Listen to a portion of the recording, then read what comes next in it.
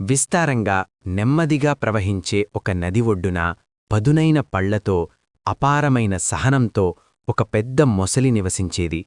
దానికి కొద్ది దూరంలోనే ప్రతి ఉదయం ఈదుతూ నీటిలో చిలిపిగా ఆడుతూ పాటలు పాడే ఒక చిన్న తెల్ల బాతు ఉండేది. బాతు నీటిపై సునాయాసంగా ఈదుతూ ఉండడం చూసి మొసలి, ఒకరోజు ఈ బాతు నా భోజనమవుతుంది అని అనుకునేది. ఒక సూర్యకాంతమైన ఉదయం మొసలి మృదువుగా పిలిచింది, ప్రియమైన బాతూ, ఈరోజు నది చాలా సురక్షితంగా ఉంది. మనం స్నేహితులమవ్వడానికి దగ్గరగా ఈదు. బాతుకు కొంత అనుమానం కలిగినా మర్యాదగా స్పందించింది.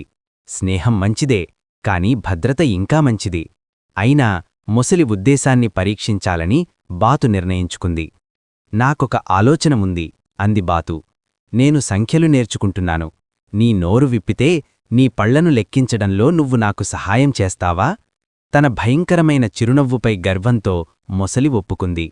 తన నోటిని ఎంత వెడల్పుగా వీలైతే అంతగా విప్పి మెరిసే పదునైన పళ్లన్నీ చూపించింది. బాతు దగ్గరలోని ఒక రాయిపైకి దూకి గట్టిగా లెక్కించడం మొదలుపెట్టింది.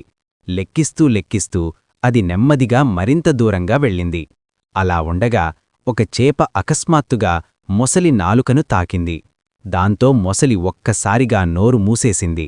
పెద్ద చప్పుడయ్యింది. మళ్లీ కళ్ళు తెరిచి చూసేసరికి బాతు అప్పటికే ఆకాశంలోకి ఎగిరిపోయింది. కోపంతో మొసలి నీటిలో తోకను బలంగా కొట్టింది. కాని అప్పటికే ఆలస్యమయ్యింది. బాతు సురక్షితంగా నది ఒడ్డుకు చేరి, జ్ఞానం లేకుండా బలం ఉంటే ఆకలే మిగులుతుంది అని పిలిచింది. ఆ తరువాత రోజులలో మొసలి మళ్లీ బాతును మోసం చేయడానికి ప్రయత్నించలేదు.